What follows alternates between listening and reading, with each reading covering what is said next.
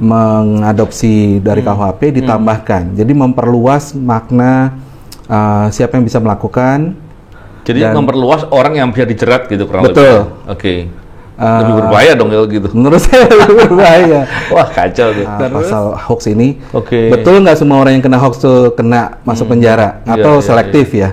Kalau saya menurut pandangan saya agak selektif ya. Selektif ya. Selektifnya selektif yang level bawah yang dikenai. Selektif. Mas Damar bilang penipuan online dan segala macam ya. Problemnya itu bukan di undang-undang, karena justru malah banyak korban penipuan online nggak bisa kemudian mendapatkan keadilan. Pelakunya sangat sedikit yang tertangkap ya. Gitu ya. Jadi biar KUHP dikdaya dengan kekuatannya untuk nanti mengatur juga soal cyber dan tidak perlu lagi ada pasal pidana dalam Undang-Undang ITE. Iya.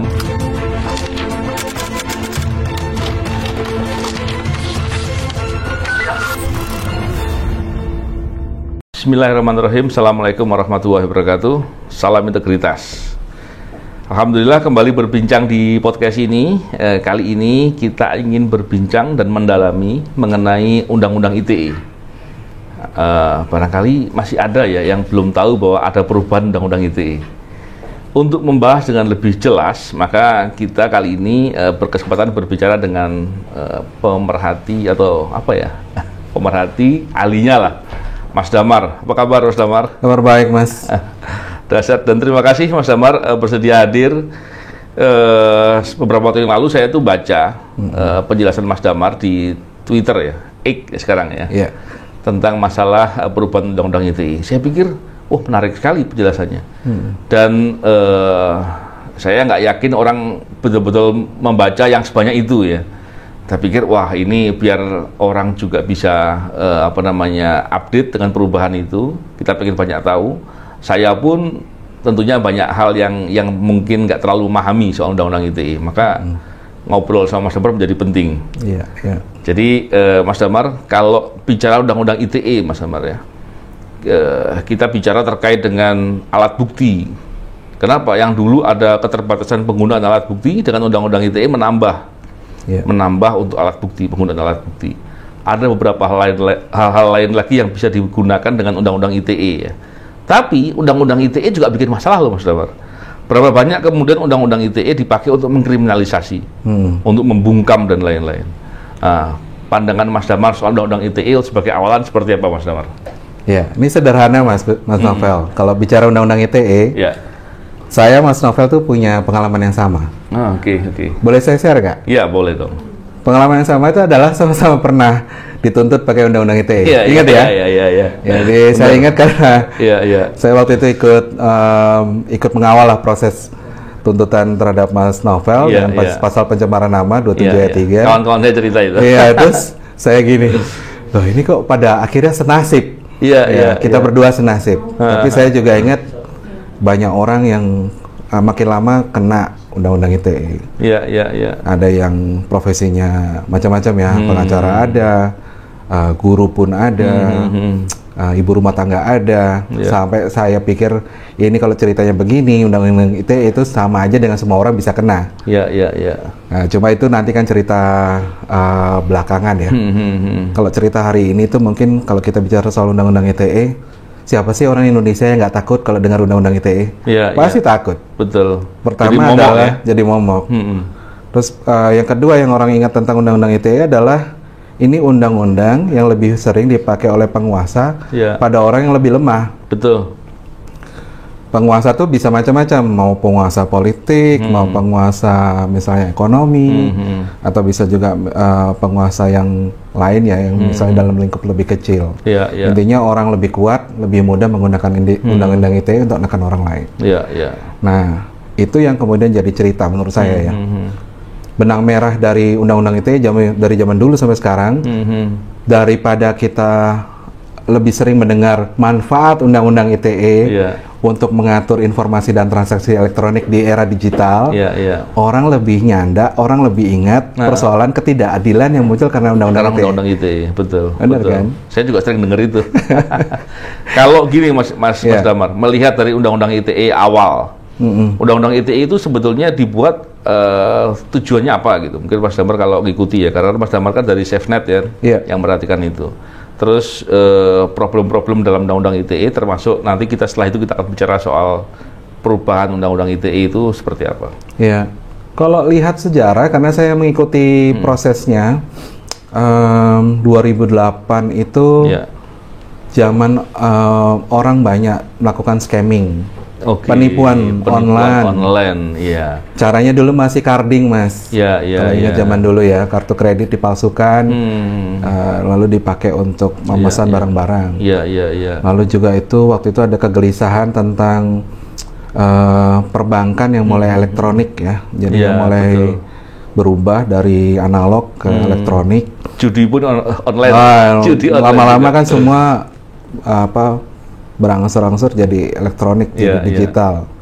Jadi gelisah masyarakat Indonesia, terutama dunia usaha ini gimana dengan nasib Indonesia. Saya kira pemikirannya bagus waktu itu. Itu bicara tentang di iklim yang berubah ini, seiring dengan teknologi, harus ada undang-undang yang memayungi untuk informasi. Jadi artinya itu semua informasi kalau kemudian didigitalisasi itu jangan sampai disalahgunakan. Lalu ada payung perlindungannya. Lalu yang kedua adalah untuk transaksi.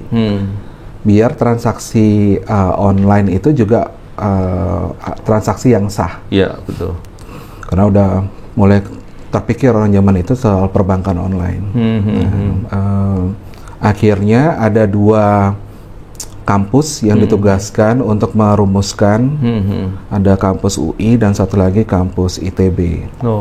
UI bertanggung jawab tentang transaksi, lalu ITB bertanggung jawab tentang informasi. 2 naskah ini kemudian digabungkan oleh atas perintah Presiden untuk kemudian dibikinkan satu naskah khusus tentang undang-undang ITE. Itu berarti 2006 sampai 2008 kurang lebih. 2008, betul. Iya. Nah, begitu masuk di DPR waktu itu, belum ada pasal-pasal pidana seperti yang kita kenal sekarang. Iya. Jadi itu masih tentang informasi dan transaksi elektronik. Tapi kemudian Badan Legislatif, dia ingin agar pasalnya ditambah. Karena permintaan dari aparat penegak hukum waktu itu, lalu juga dirasa hukumannya juga lebih ringan. Akhirnya disisipkan pasal-pasal yang kemudian terkenal dengan istilah pasal karet yang ada dari pasal 27 sampai 29. 27 sampai 29. Nah, kenapa itu dibilang disisipkan? Karena itu pasal khusus tentang cybercrime. Cybercrime secara khusus dia bicara tentang konten ilegal. Nah, isinya tentang pencemaran nama, ujaran kebencian, lalu juga yang ketiga tentang ancaman. Yang sebetulnya sudah ada dalam KUHP kita, Mas. Betul. Tapi karena khawatir ini kok kayaknya bunyinya kurang mutakhir ya. Ya udah diubah-ubah sedikit, dimasukin ke dalam undang-undang ITE. Saya ingat itu pasal-pasal di KUHP yang diambil itu pasal 310 sampai 317. Betul. Itu soal penghinaan dan teman-temannya lah, dan semisalnya, dan pemfitnahan, kurang lebih pasal-pasalnya soal itu. Ancaman hukumannya itu cuma 1 tahun kalau nggak salah di KUHP. 1 tahun, ada lebih sedikit lah, 1,5 tahun gitu ya. Dan kemudian di Undang-Undang ITE dibikin 6 tahun gitu ya. Jadi agak berat gitu. Waktu itu Mas Damar, saya pernah berbincang dengan salah satu profesor yang pernah jadi dirjen di Kumham, dosen saya lah waktu saya ngambil S2 tahun 2008. Waktu itu dijelaskan bahwa kenapa ancaman hukumnya dibuat sedemikian tinggi. Menghina dalam area publik itu cuma didengar sama orang-orang terdekat di lokasi gitu ya. Jadi dampak malunya gitu, atau dampak psikisnya korban itu nggak terlalu luas.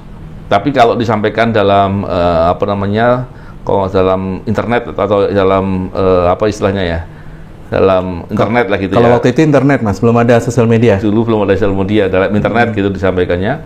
Itu luas, seluruh dunia tahu gitu kurang lebih. Dan sampai anak cucu nggak hilang katanya. Sehingga ancaman hukumnya dibuat tinggi. Padahal melihat situasi sekarang, Ini kan perubahannya sudah sangat jauh gitu. Yang dulu sekali membuat bisa sampai nggak bisa dihapus sampai selamanya dalam pikirannya orang-orang waktu itu ya. Sekarang kan tidak kan. Dan begitu juga areanya yang dulu terlebar luas, sekarang kan tidak bisa dibatasi gitu ya. Perubahan itu sepertinya kok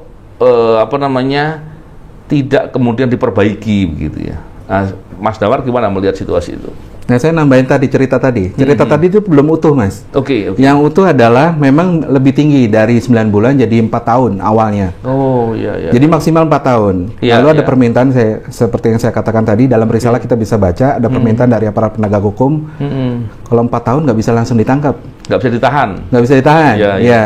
Jadi dinaikkan jadi di atas 5 tahun. Persisnya kemudian tertulis 6 tahun, dan dendanya 1 miliar. Oke. Oh gitu ceritanya. Terus ada logika juga yang ditaruh di situ tentang bahwa apa yang sudah diposting kemudian tidak bisa dihapuskan, tidak bisa dibatasi ya. Betul. Nah itu dua hal yang harus jadi pengetahuan bersama karena kita akhirnya tahu, ternyata tuh aja banyak titipan lah dalam Undang-Undang ITE yang pertama. Nah dalam revisi Undang-Undang ITE itu kan sudah 2 kali proses. Di proses revisi yang pertama kita berhasil membantah tentang ancaman hukumnya nggak perlu di atas 5 tahun karena memang sifatnya memang tidak sedestruktif itu ya. Jadi itu bisa diturunkan menjadi di bawah 5 tahun untuk mencegah penahanan. Nah sekarang argumen itu kita challenge lagi dengan mengatakan bahwa siapa yang mengatakan bahwa apa yang sudah ditulis tidak bisa dihapus. Keliru. Betul. Kenapa? Karena dalam teknologi yang sekarang, kalau kita posting di sosial media, kita bisa membatasi jumlah orang yang melihat. Misalnya, yang mau bisa melihat hanya teman-teman yang memfollow kita saja, ya kan? Terus bisa diperkecil lagi, hanya circle kita aja, atau bahkan kemudian pada orang-orang yang selektif. Ini misalnya di platform X ya. Atau misalnya di platform yang lain juga seperti itu kurang lebih. Dan teknologi itu ternyata juga lebih maju. Misalnya ada teknologi yang dulu membatasi nggak bisa punya teman lebih dari 250. Itu namanya dulu platformnya tuh pet. Pet itu hanya punya 250, lebih dari itu stop gitu. Terus lama-lama kan kita juga tahu ternyata kalau kita memforward sesuatu atau repost sesuatu itu pun juga ada batasnya. Belakangan. Jadi kan sebetulnya teknologi lama-lama punya kemampuan yang dulu dikatakan tidak bisa dibatasi, tapi ternyata sekarang teknologi itu sendiri sudah menjawab bisa loh dibatasi. Nah, bahkan dihapus bisa kan? Bahkan sekarang dihapus bisa. Nah sekarang kita lihat di Undang-Undang ITE yang baru, khusus untuk pasal pencemaran nama dari 4 tahun sekarang jadi hanya 2 tahun. Oh udah berubah sekarang ya? Udah berubah jadi 2 tahun. Ini perubahannya kapan ini, Mas? Per 4 Januari 2024. Sejak disahkan. Oke, ya. Ini saya sendiri baru tahu, Mas. Nah, iya. Jadi kalau dia berubah jadi 2 tahun, satu sisi, kalau saya mengatakan gini, kalau kita menyikapi Undang-Undang ITE yang baru, itu orang yang mengikuti dari awal terbelah antara ada sesuatu yang perlu saya katakanlah membuat senang, gitu, dan satu lagi yang tetap kalau saya tanya ke orang lain, kalian masih khawatir atau enggak? Kalau saya khawatir. Nah, ya ternyata teman-teman saya bikin pollingnya, tadi pagi saya lihat masih banyak 57%. Nah, khawatirnya apa sih, Mas? Dari perubahan yang sekarang ini, yang pertama sebelum bicara perubahan itu, saya ingin tahu gini, alasan perlu ada perubahan itu apa dulu sebelumnya, Mas? Banyak pastinya kan? Saya juga banyak. Saya katakan ini dulu lah yang lebih pasti. Ingat atau enggak Mas Novel kasusnya Bu Baik Nuril 2019? Oh iya. Itu yang pasien ya kan? Bukan, Bu Baik ini dia pegawai tata usaha ya, yang kemudian dilecehkan oleh kepala sekolah. Oh iya, maaf ya, betul. Saya pikir yang pasien rumah sakit bukan ya. Ini memang kalau bicara Undang-Undang ITE itu orang selalu ingat kasus yang itu ya. Tapi ternyata ada kasus lain yang menurut saya lebih kuat. Misalnya di kasus Bu Baik Nuril itu kan putusannya bersalah bahkan sampai ke tingkat Mahkamah Agung. Tapi akhirnya mendapat amnesti di 2019. Oh iya. Lalu ada yang kedua itu adalah Dr. Saiful Mahdi. Dia dosen kena Undang-Undang ITE, diputus bersalah juga, dan akhirnya dapat amnesti di tahun 2021. Ini pesannya apa sih Mas sebetulnya? Kalau saya menangkap pesannya adalah negara mengakui. Jadi negara itu presiden dan DPR mengakui bahwa ada persoalan dengan undang-undang ITE, sudah diputus bersalah, akhirnya dapat amnesti. Ya kan?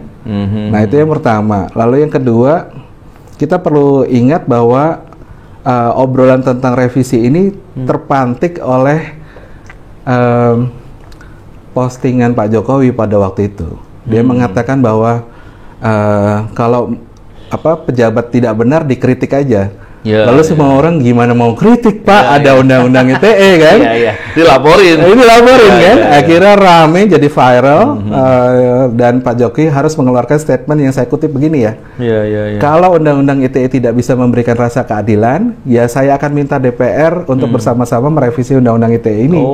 Itu disampaikan di depan ini loh, rapat pimpinan TNI Polri tanggal 15 Februari 2021. Jadi kalau ditanya kenapa sekarang ada revisi, yang kedua mungkin karena salah satunya itu ya. Salah satunya itu. Ya, menarik ya. Terus gini Mas, dalam revisi yang terakhir ini, yang 4 Januari 2024, masih beberapa hari yang lalu ya, itu poin-poin perubahannya soal apa saja?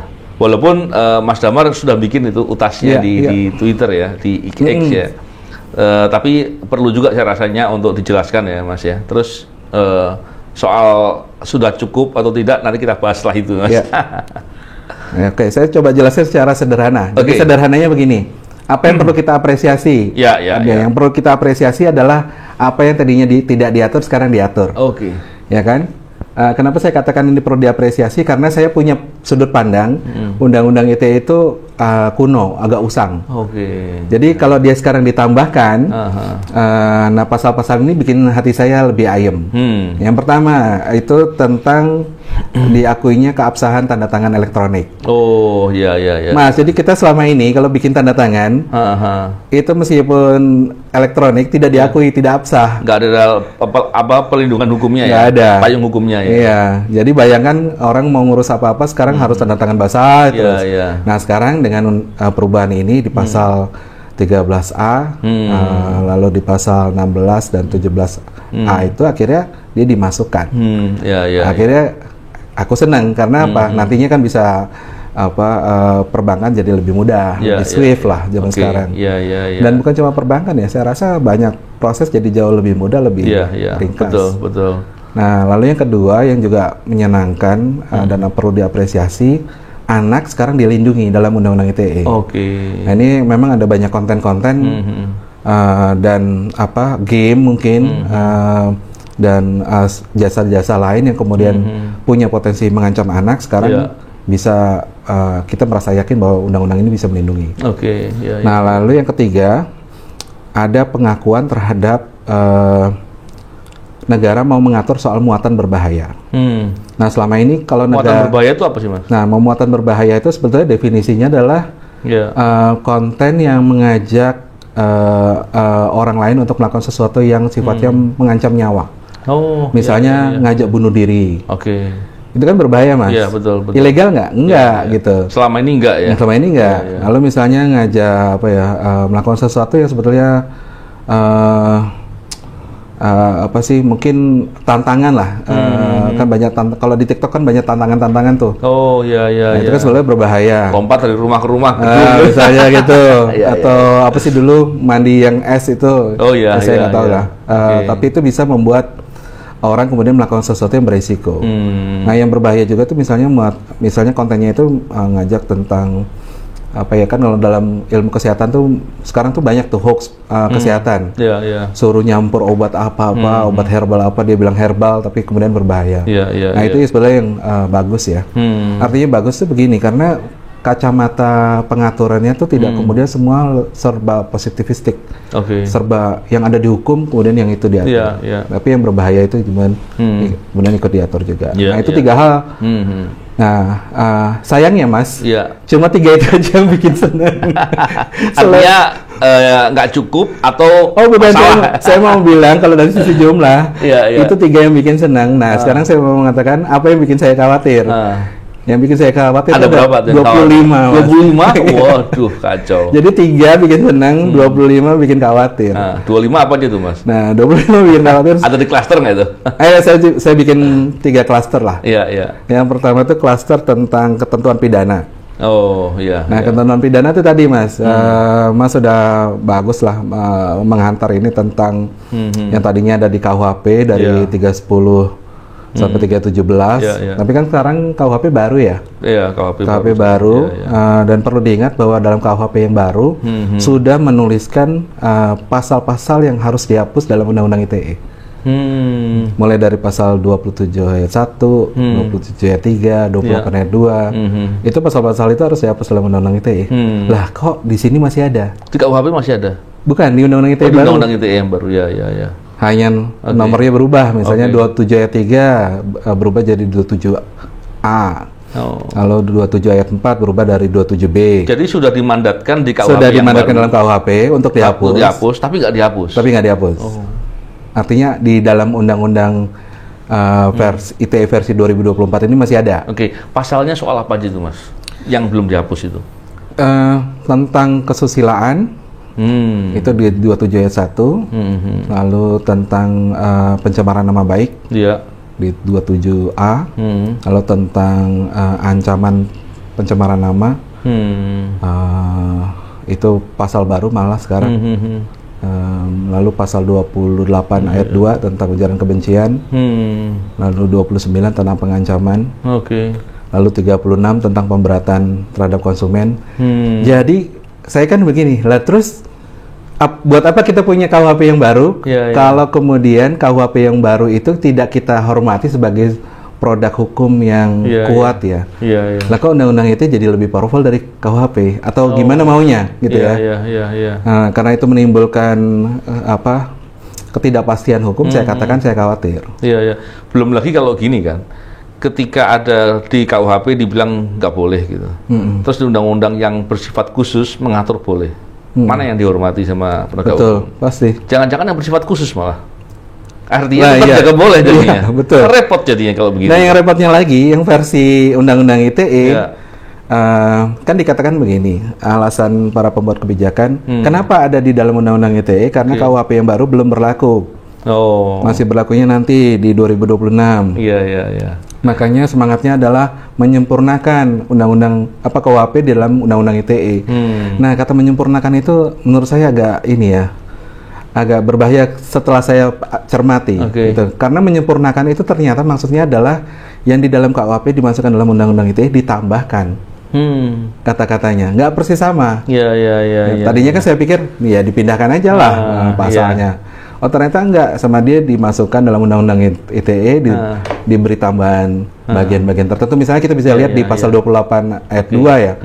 Bunyinya memang udah berubah dari yang lama, tapi dia mengadopsi dari KUHP ditambahkan. Jadi memperluas makna siapa yang bisa melakukan. Jadi memperluas orang yang bisa dijerat gitu kurang lebih. Betul.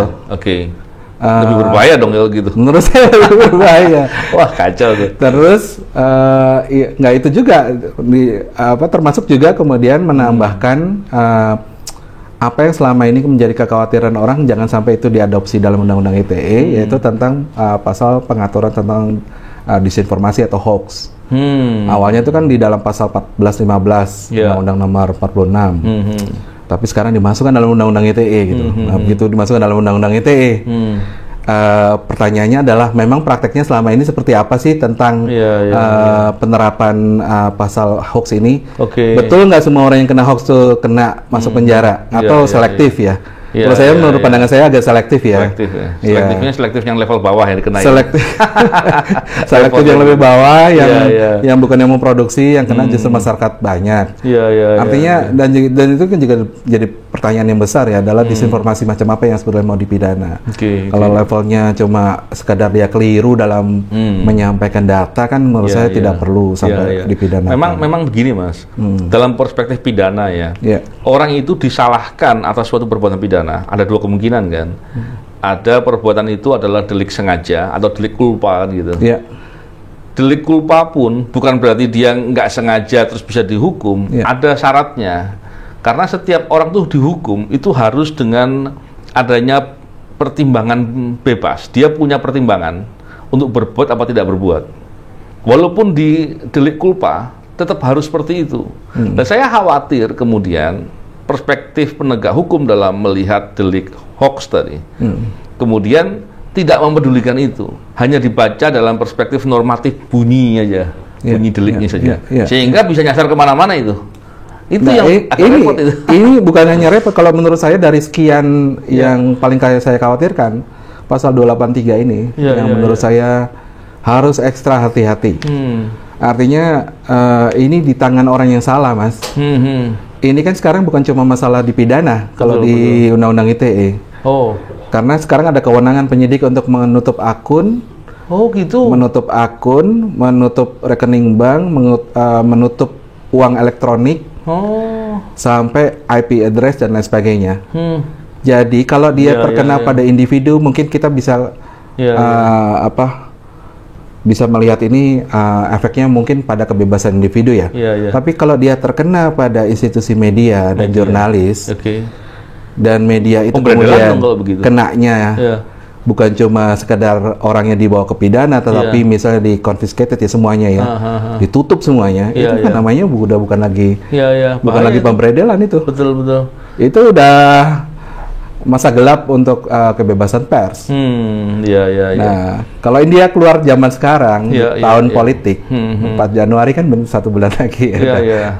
Udah masa Februari pemilu ya. Menurut saya itu jadi rawan sekali, makanya kita harus ekstra hati-hati dengan si pasal 28 ayat 3 ini. Nah, itu yang saya terus terang agak khawatir di ketentuan pidana. Poin yang penting juga yang sama seperti ini apalagi Mas, dari 25 lah, 28, 25. Iya, yang setingkat ini tuh adalah saya rasa bisa dilihat di pasal 40 dan pasal 43.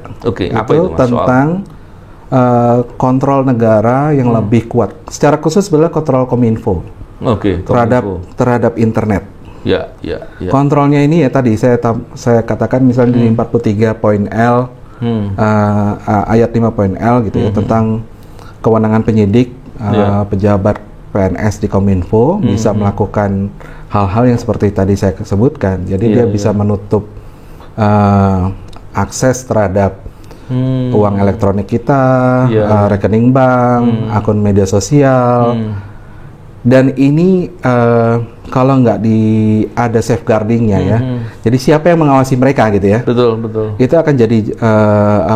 akan jadi perkara yang rumit untuk dibenahi nantinya. Kenapa Mas? Karena sebelumnya penutupan semacam ini hanya bisa dilakukan di tingkat menteri. Itu pun sudah keliru ya. Karena kan harusnya dia perintah penutupan itu atas perintah pengadilan.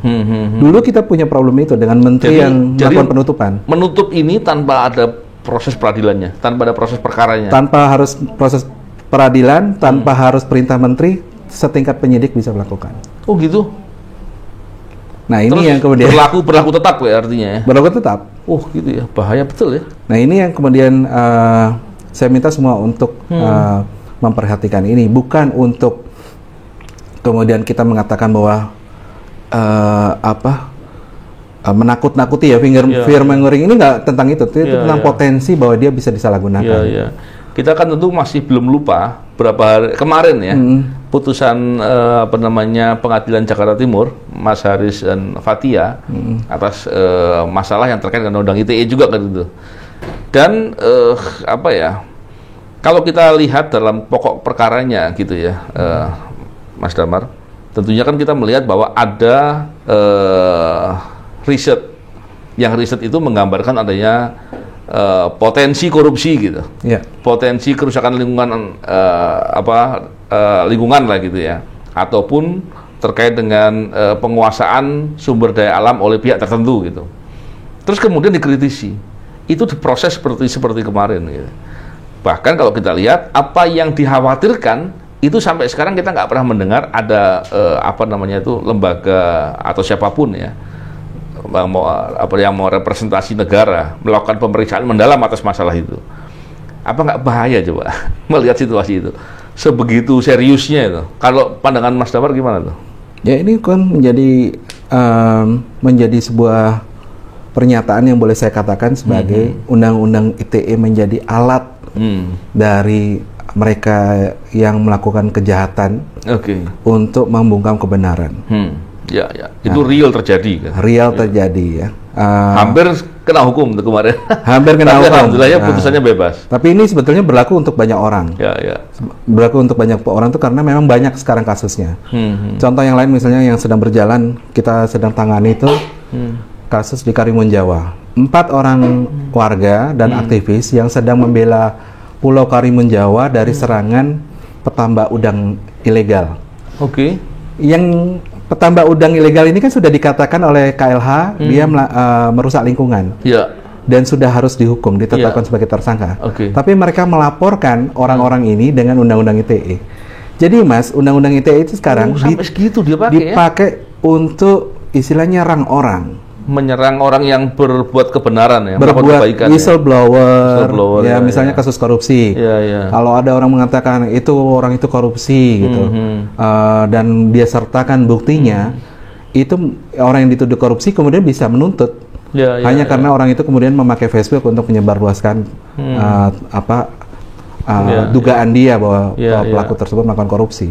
Dan ini kan bukan cuma aktivis anti korupsi. Saya katakan tadi misalnya untuk buruh yang sedang menuntut haknya. Ini nanti pengusaha bisa pakai nih dengan undang-undang ITE, laporkan pimpinan buruh-buruhnya itu.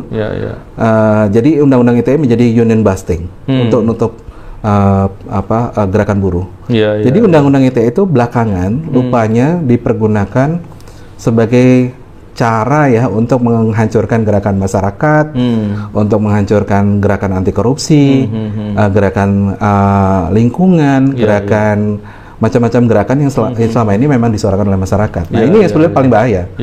Nah kalau ada orang mengatakan sekarang misalnya kan, ini undang-undang ITE sudah direvisi Mas Damar gitu, ada perubahannya jadi cuma 2 tahun dan lain sebagainya. Jadi Mas jangan khawatir, nanti dulu gitu ya. Kan sifat kriminalisasinya masih ada. Betul. Jadi kalau saya boleh bilang, saya masih khawatir dengan kriminalisasi.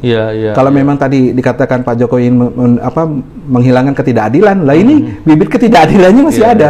Akar masalahnya masih ada. Bagaimana saya mau tenang yang mengatakan bahwa akan ada kedamaian ya di Indonesia dalam perkara undang-undang ITE. Jadi sudut pandang saya, undang-undang ITE ini nggak bisa seperti ini. Yang ini pun kita nggak bisa tolerir ya, sekalipun ada bagusnya, tapi dia tetap perlu diubah sekali lagi atau 2 kali lagi sampai betul-betul nggak ada lagi peluang kriminalisasi, peluang ketidakadilan muncul hanya karena orang mau menyuarakan kebenaran.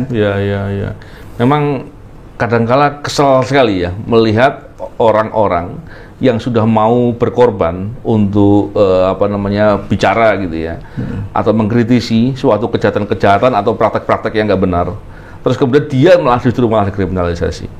Jadi miris sekali lah. Kalau gini untuk membandingkan ya biar fair gitu ya, Mas Damar kan sering tuh membandingkan dengan negara-negara maju lainnya ya. Kalau praktek-praktek negara maju untuk terkait dengan undang-undang ITE lah yang serupa dengan ini kriminalisasinya, itu seperti apa sih Mas dibanding sama kita, seperti apa? Cukup jauh ya menurut saya ya. Mereka seperti apa gambarannya? Untuk di Asia Tenggara sayangnya kita nggak punya contoh lebih baik. Jadi Indonesia itu salah satu yang cukup represif ya. Paling represif berarti. Cukup represif. Jadi ada yang lebih represif lagi, misalnya di Vietnam, di Thailand, di Laos gitu. Tapi di Indonesia bukan yang terbaik. Nah kalau mau cari yang terbaik menurut saya adalah pertama, lihat negara-negara yang menggunakan undang-undang ITE untuk memajukan ekonominya. Jadi perspektifnya tuh bukan perspektif keamanan Mas, diubah dulu jadi perspektif ekonomi. Karena memang kan teknologi ini digunakan untuk menyejahterakan kan. PBB udah mengatakan dengan merangkul teknologi informasi ini sebetulnya memungkinkan sebuah negara melakukan lompatan maju menjadi negara maju. Nah kalau dia perspektifnya adalah ekonomi, maka sebetulnya jauh lebih mudah untuk bisa membuat sebuah undang-undang yang lebih melindungi kepentingan-kepentingan warganya.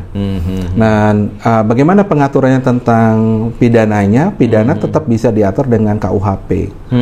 Jadi di banyak negara tidak perlu buat aturan khusus tentang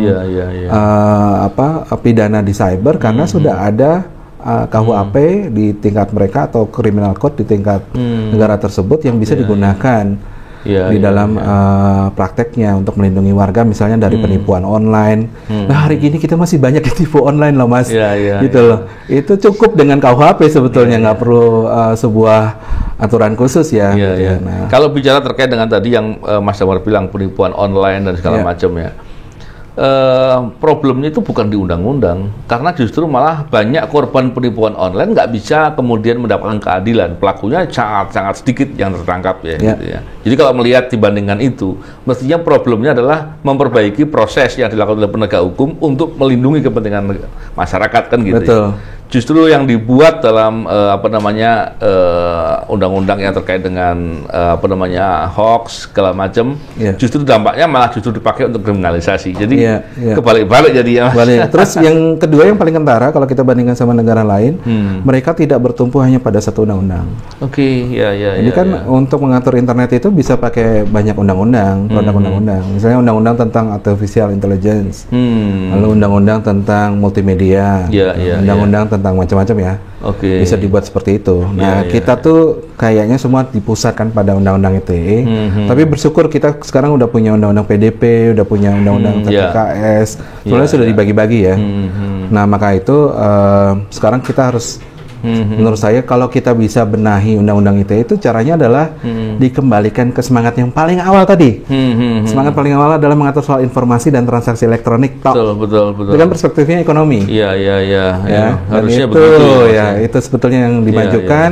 Biar KUHP dikdaya dengan kekuatannya untuk nanti mengatur juga soal cyber dan tidak perlu lagi ada pasal pidana dalam undang-undang ITE. Menarik sekali yang Mas Damar. Semoga tadi poin itu betul-betul digarisbawahi ya. Dan tentunya kita prihatin dengan perubahan undang-undang yang sekarang membuat senang gitu ya. Hanya untuk 3 hal. Dan masalahnya lebih banyak. Masalahnya 25. Jadi ya semoga nanti yang poin tadi undang-undang ITE betul-betul fokus kepada informasi dan teknologi gitu ya. Itu bisa betul-betul direalisasikan dan tentunya perlu perubahan lagi itu Mas ya. Terima kasih Mas Damar. Nanti kita perlu diskusi lagi ini ngobrol-ngobrol soal ini. Semoga bisa bermanfaat dan menambah wawasan ya bagi saya juga dan bagi para pemirsa tentunya. Terima kasih Mas Damar. Salam integritas. Assalamualaikum warahmatullahi wabarakatuh.